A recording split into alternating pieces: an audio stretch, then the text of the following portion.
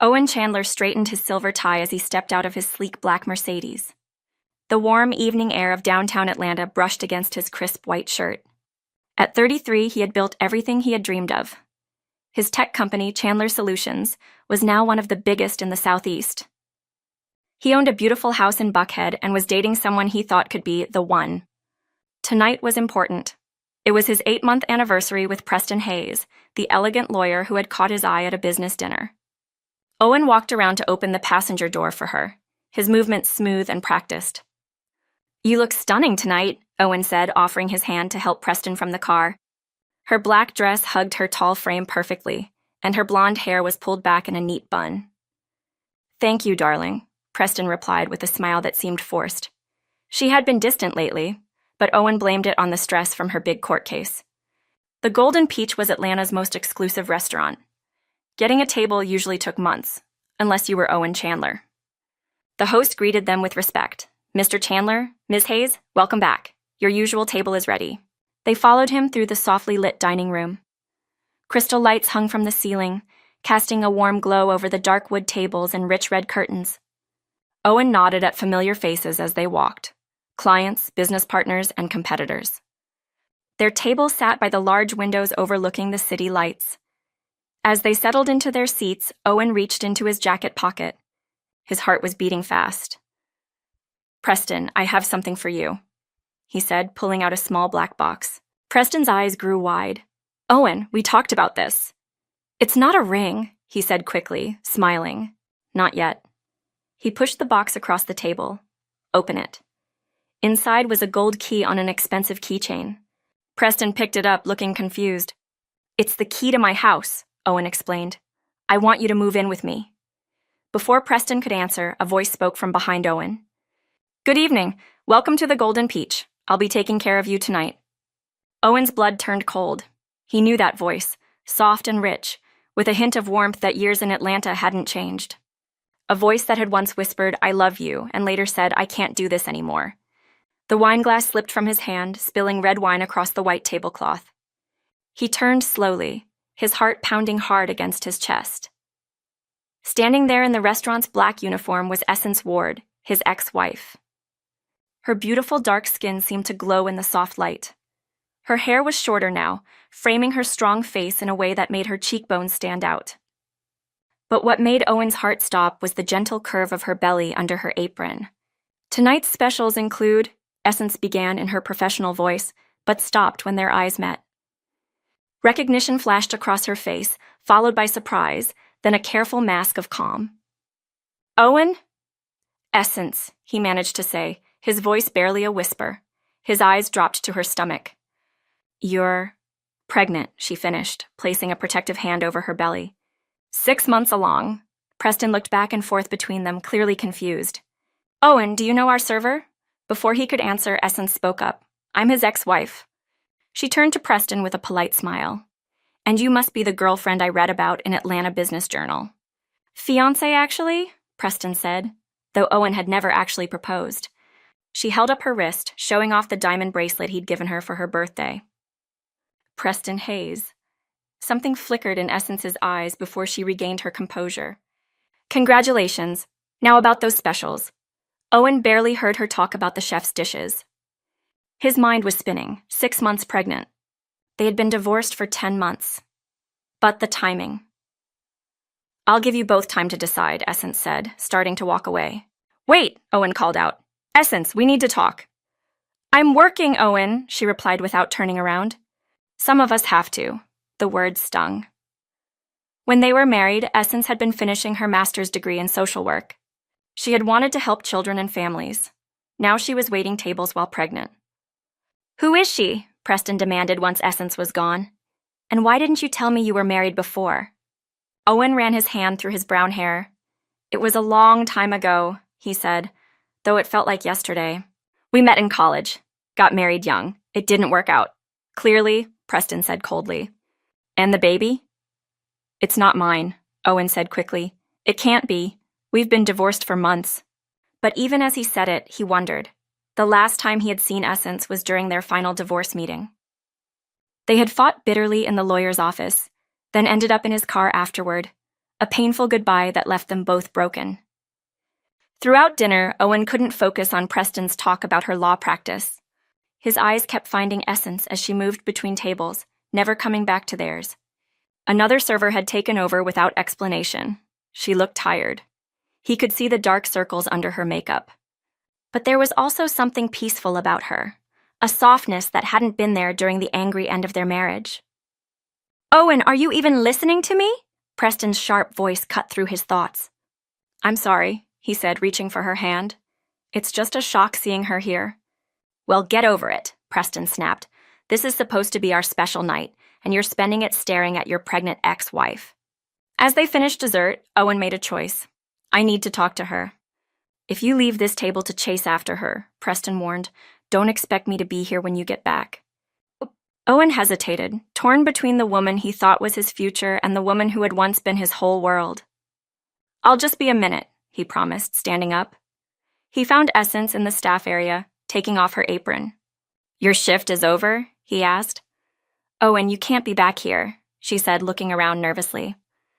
"The baby," he said, getting straight to the point. "Is it mine?" Essence's hand went to her stomach automatically. "That's none of your business." "If it's my child, it absolutely is my business," he insisted, stepping closer. "The timing, Essence, 6 months. That's right around when our divorce was final." Her eyes filled with tears that she refused to let fall. "Go back to your fiancé, Owen." "You've moved on, so have I." "Have you? Because last I heard you were finishing your social work degree. Now you're waiting tables. What happened?" The old nickname slipped out without him thinking, and he saw her flinch. "Life happened," she replied bitterly. "Now please, I need this job." As she tried to walk past him, Owen caught her arm gently. "Let me help you." Essence pulled away. "Like you helped last time? No thanks." She grabbed her coat and purse. "Congratulations on your engagement. I hope you both find the happiness I never had with you." She walked out the back door, leaving Owen standing alone with his regrets and a growing certainty that the child she carried was his. Owen returned to the table to find Preston scrolling through her phone. The black box with the key was closed and pushed aside. She didn't look up as he sat down. "She left," he said, motioning for the check. "Through the back door." "How convenient," Preston replied sarcastically. She finally looked at him, her green eyes sharp with anger. "So, were you planning to mention your ex-wife before or after I moved in with you?" Owen sighed, running his hand through his hair again, a habit from his stressful early business days. "Preston, my marriage to Essence ended a long time ago." 10 months is hardly ancient history, Owen. And from the way you looked at her, it's clearly not as over as you'd like me to believe. The waiter brought the check. Owen handed over his credit card without looking at the total. Money hadn't been a concern for him in years. When the waiter left, Owen leaned forward. "I'm sorry I didn't tell you. The divorce was painful. I wanted to put it behind me." "And the baby?" Preston pressed. "Is it yours?" "No," Owen said firmly, though doubt was growing in his mind. "It can't be." The ride back to Preston's apartment in Virginia Highland was tense. Soft jazz played on the car's sound system, but neither of them spoke. When Owen pulled up to her building, he turned to her. "I still want you to move in with me," he said, reaching for her hand. Preston pulled away. "I need time, Owen. This is a lot to process." She opened the car door herself. "Call me tomorrow." Owen watched her walk up the steps to her door. She didn't look back as she went inside. He sat there for a long moment before pulling away. But instead of going home to his house in Buckhead, he found himself driving to the west side of Atlanta, to the neighborhood where he and Essence had lived when they were first married. The small house still stood on the corner of Martin Luther King Jr. Drive. Its white paint was faded now, and the front porch sagged a little. Owen parked across the street, memories flooding back. They had rented this tiny 2-bedroom house when Essence was still in graduate school, and Owen was just starting his company with nothing but big dreams and credit card debt. They had been happy then, despite working long hours and having little money. Essence would study at the kids' dance table while Owen worked on business plans. Every Friday, they would order pizza and eat it on their old couch, talking about their future together. Where had it all gone wrong? The next morning, Owen canceled his meetings and made 2 phone calls. The first was to a private investigator he sometimes used for business purposes. "I need information on Essence Ward. She goes by her maiden name now. She's working as a server at the Golden Peach restaurant. I want to know where she lives, what happened to her social work career, and anything else you can find. Keep this quiet. The second call was to his lawyer. Jordan, I need to know something. If my ex-wife is pregnant and there's a chance the child is mine, what are my rights? 3 days passed with no word from Preston, despite Owen's calls and texts. On the 4th day, his investigator delivered a detailed report. Owen read it in his office, the floor-to-ceiling windows showing a beautiful view of the Atlanta skyline that he barely noticed.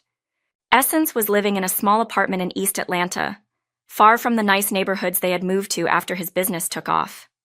She had finished her master's degree in social work 8 months ago, but hadn't been able to find a job in her field. The report showed she had been involved with Dr. Michael Thompson, the head of social services at a major hospital, and a married man. The scandal had made it hard for her to find work at reputable organizations in the area. With student loans to pay and no social work job available, she had taken the restaurant job to survive. There was no mention of who the baby's father was. Owen closed the file, feeling angry, worried, and guilty all at once. Angry at Essence for getting involved with a married man, worried about her money situation, and guilty because he knew their divorce had been his fault.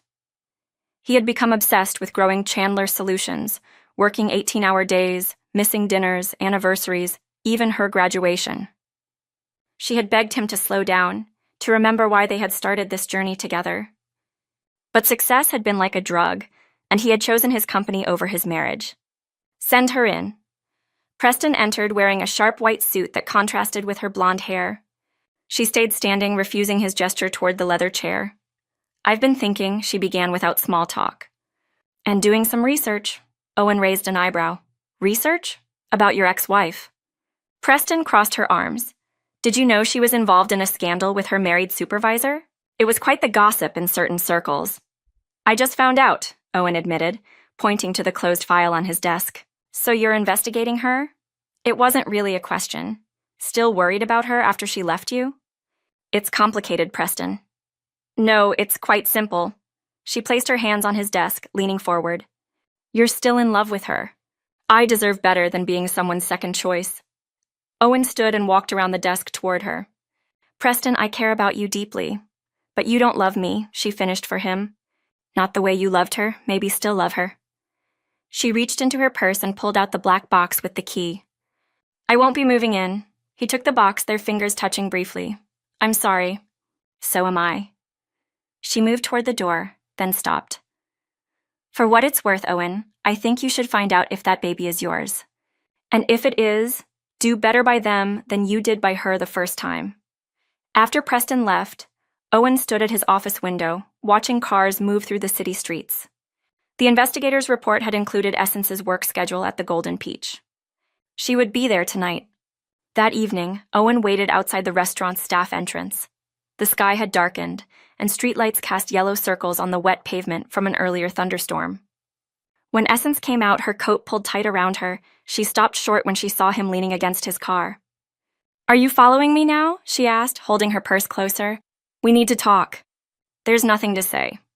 She started walking toward the bus stop. Owen fell into step beside her. I know about Dr. Thompson. Essence stopped walking. How dare you? I'm not judging you, he said quickly. I'm worried about you.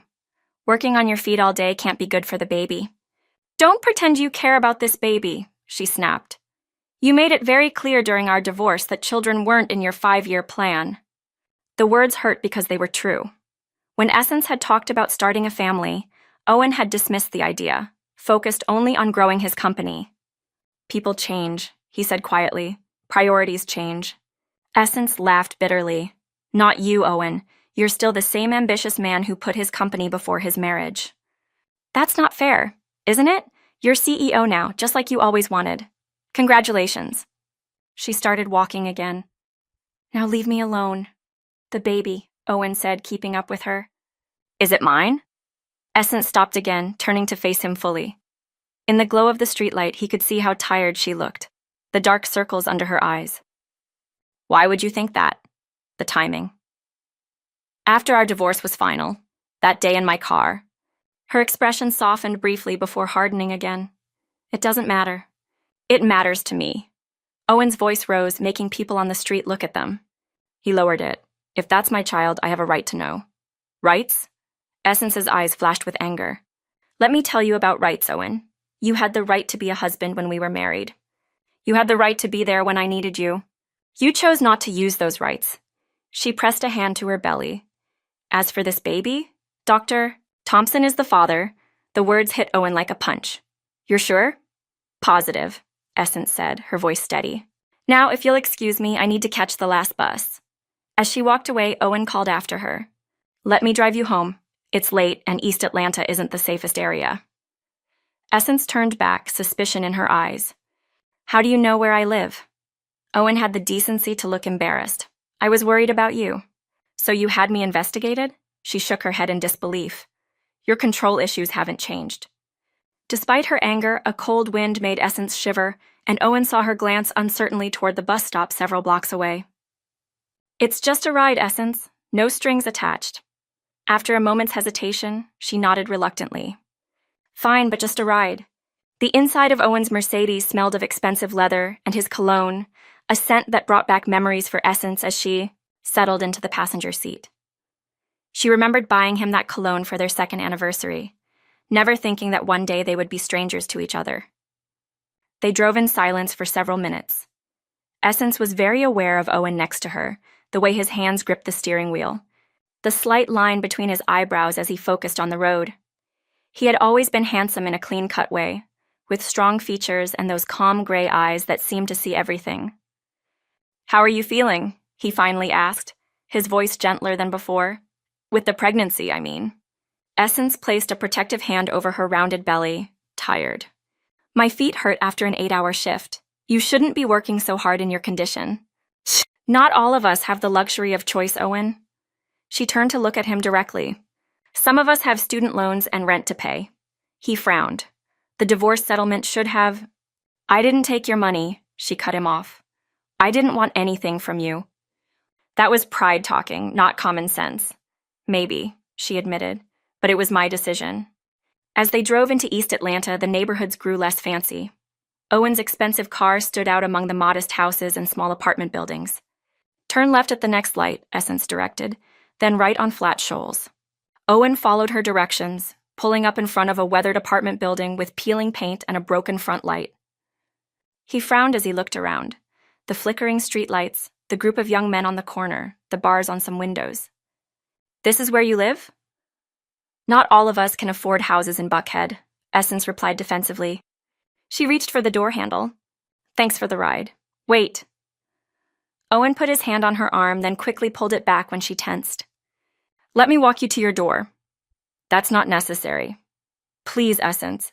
It would make me feel better. After a moment's hesitation, she nodded. Owen came around to open her door, offering his hand to help her out, a gesture she ignored, struggling to get up on her own. Her apartment was on the second floor, reached by narrow stairs that creaked under their weight. Careful, Owen warned, staying close behind her as she slowly climbed. At her door, scratched and dented from break-in attempts, Essence fumbled with her keys. Well, this is me. Thanks again for the ride. Owen looked troubled. This building isn't safe, Essence. The security is practically nothing. It's what I can afford, she said simply, pushing the door open to show a tiny studio apartment. The space was clean but sparse, a futon that served as both couch and bed, a small kit-stone set, a desk covered with social work textbooks, and a single window looking out at the street. Owen took in the humble surroundings with a frown. His eyes stopped on a framed ultrasound picture on the desk, the only personal touch in the otherwise basic space. Is that... He pointed toward the image. Essence nodded. My 20-week scan. It's a girl. Something flickered in Owen's eyes. Longing, regret, she couldn't tell which. A daughter, he said softly. The moment stretched between them, heavy with unspoken words. Finally, Essence broke the silence. It's late, Owen. I have an early shift tomorrow. He nodded, taking a reluctant step back. If you need anything. I don't, she interrupted firmly. Good night. After he left, Essence sank onto her futon, one hand resting on her belly as her daughter kicked actively. It's okay, little one, she whispered. He's gone now. But seeing Owen again, being in his presence, had stirred up feelings she had worked hard to bury. And his questions about the baby. Essence looked at the ultrasound picture, guilt twisting in her stomach. She had lied to him. Dr. Thompson wasn't the father of her child. Owen was. That day in his car after signing the divorce papers had resulted in more than just painful memories. But she had made her choice. Owen Chandler had already broken her heart once. She wouldn't give him the chance to break their daughters too. The next morning, Essence woke to a knock at her door. Cautious, she looked through the peephole to find a delivery man holding a large package. "Delivery for Essence Ward," he announced when she opened the door. "I didn't order anything," she said, confused. "It's already paid for, ma'am." He handed her a clipboard to sign, then left the heavy package just inside her door.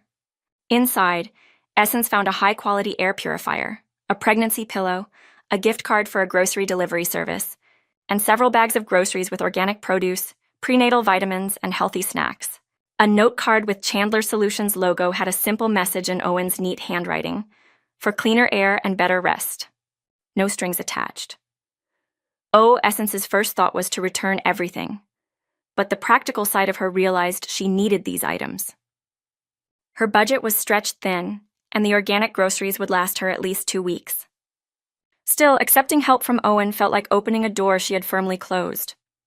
Later that afternoon, her phone rang with an unknown number. "Ms. Ward," a professional female voice said. "This is Dr. Hannah Mitchell from Atlanta Women's Health. We had a cancellation and can fit you in for your prenatal checkup today at 3 p.m. instead of next week. Would that work for you?" Essence frowned. "There must be a mistake. I don't have an appointment at Atlanta Women's Health. My prenatal care is through the community clinic. Our records show that your insurance was updated yesterday to our premium care package. It includes all prenatal visits, delivery, and 6 months of postnatal care at our facility." Cold realization washed over Essence. Who authorized this change? The policy is through Chandler Solutions' Executive Health Plan. It was arranged by Mr. Owen Chandler personally. Essence gripped her phone tighter. "Cancel it, all of it. I don't want or need his insurance." "Ms. Ward, this is one of the best maternal care packages available." "Cancel it," Essence repeated firmly. "And please tell Mr. Chandler to stop interfering in my life." She hung up, angry. How dare he? First the gifts, now this. It was exactly like Owen to think he could fix everything with money without addressing the real problems between them. Her phone buzzed with a text message. "The clinic has a 15% complication rate for deliveries. Atlanta Women's Health is the best in the state. This isn't about us, Essence. Please reconsider. Owen." Before she could respond, her phone rang again. Her supervisor at the Golden Peach. "Essence, I'm calling about your schedule," the manager began. "We're cutting back your hours to part-time, but we're keeping your full-time salary and benefits." "What? Why?" Essence asked, alarmed. She needed those hours, orders from the owner. Apparently, Mr. Peterson received a call from someone concerned about a pregnant employee working too many hours. He specifically mentioned you by name. Essence closed her eyes, counting to 10 before responding. "This someone, was it Owen Chandler?" "I'm not supposed to say," the manager replied, though her tone confirmed Essence's suspicion. "But your position is secure, and as I said, your pay won't be affected." After hanging up, Essence grabbed her coat and purse. She'd had enough. It was time to confront Owen directly. Chandler Solutions occupied the top 8 floors of a gleaming glass building in Midtown Atlanta. Essence walked into the lobby, ignoring the curious looks her pregnant figure in casual clothes attracted among the business suits. "I need to see Owen Chandler," she told the receptionist at the security desk. The young woman looked up apologetically. "Do you have an appointment?" "No, but he'll want to see me." "Tell him Essence Ward is here." 5 minutes later, she was in a private elevator going to the top floor. Owen's assistant, a professional woman in her 50s, met her with a kind smile. "He's just finishing a call, Ms. Ward. He asked if you'd wait in his office." Owen's corner office was exactly as Essence had imagined, spacious and elegant, with floor-to-ceiling windows offering spectacular views of Atlanta's skyline. Awards and business magazines featuring Owen lined one wall, while another displayed a large abstract painting she recognized from their former home. What surprised her was the photograph on his desk, not of Preston, as she'd expected, but of Essence and Owen on their wedding day, both laughing as they fed each other cake. She picked it up, a lump forming in her throat. Why would he keep this here in his place of business? I never put it away, Owen's voice came from behind her. He stood in the doorway, jacket off, tie loosened, still every inch the powerful CEO, despite the casual look. Even during the worst of our divorce, Essence set the frame down carefully. You had no right to interfere with my job or my medical care. Owen closed the door and walked toward her, stopping at a respectful distance. I'm worried about you, Essence. That apartment isn't safe, you're working too hard, and community clinics are overcrowded and understaffed. That doesn't give you the right to take control of my life. Her voice rose with anger. You lost that right when you chose this, she gestured around his expensive office, over our marriage. I know, he admitted quietly, and it was the biggest mistake of my life. The simple admission caught Essence off guard. Owen Chandler didn't admit mistakes. He justified decisions, reframed problems as opportunities, but never acknowledged failure. What happened with your fiancé, she asked, suddenly realizing what the wedding photo's prominent placement meant. Preston ended things, he said. She recognized what I was only beginning to understand myself. He met Essence's gaze directly. I never stopped loving you. Essence took a step back, her heart pounding. Don't do this, Owen, not now. When then? He moved closer, his gray eyes intense. We've wasted so much time already. You can't just walk back into my life and expect everything to be fixed with grand gestures and declarations, Essence said, finding her voice. You broke us, Owen. You chose your ambition over our marriage.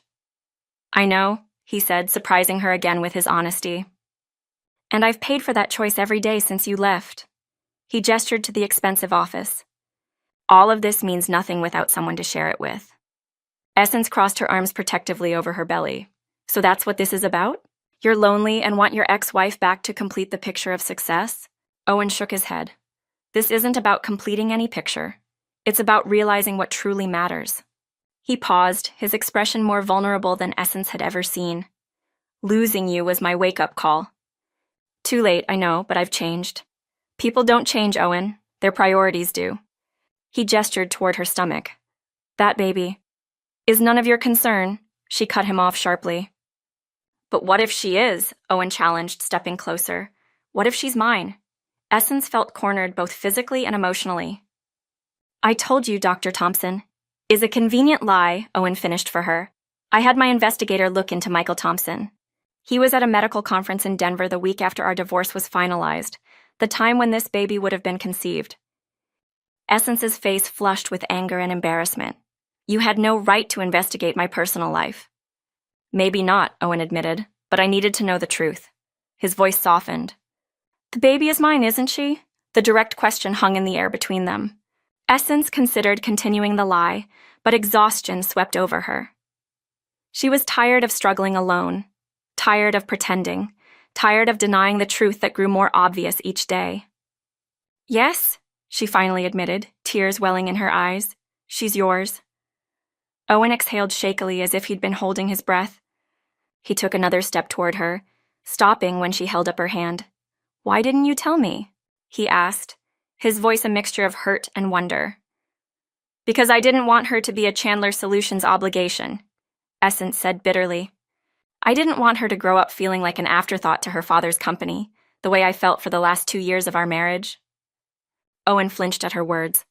I deserved that, but I want to do better, Essence, for both of you. How? By throwing money around, by trying to control every aspect of our lives? She shook her head. That's not what we need. Then tell me what you do need, he pleaded. Because I can't stand knowing you're living in that unsafe apartment, working on your feet all day, struggling to make ends meet when I have the means to help you. I need. Essence's voice broke. What did she need? Pride had kept her from accepting Owen's financial support during the divorce. But was it fair to deny her daughter a better situation because of her pride? I need to know this isn't just about the baby, that you're not just trying to secure your heir. Owen's expression softened. This is about our family, Essence. The family I was too blind to appreciate when I had it. He took a careful step forward, and this time she didn't back away. Let me show you how much things have changed. Words are easy, Owen. You always were good with those. Then judge me by my actions, he challenged. Give me 6 months. If I haven't proven myself to you by then, I'll respect whatever boundaries you set for our relationship moving forward. Essence considered his offer. 6 months would take them past the baby's birth, a critical time when she would need support the most. And despite everything, a small part of her still wanted to believe in the man she'd once loved enough to marry. "What exactly are you proposing?" she asked cautiously. "Move into one of my properties, not with me," he added quickly, seeing her expression. "I own a townhouse in Virginia Highland that's sitting empty. It's in a safe neighborhood, close to good schools and hospitals. Take a leave from waitressing, focus on your health and the baby, and in return, let me be involved in the pregnancy. Doctor appointments, birthing classes, preparations for the baby's arrival." His eyes were earnest. "I don't want to miss any more moments, Essence." It was a generous offer, more than generous. And yet, Essence hesitated, wary of becoming dependent on Owen again. "I'd need to find a job after the baby comes. A social work position." "I have connections at several hospitals and social service agencies," Owen said. "Not to pressure you," he added quickly. "But if you want, I could arrange introductions." "Your credentials would speak for themselves." Essence weighed her options. Her current situation was dangerous at best.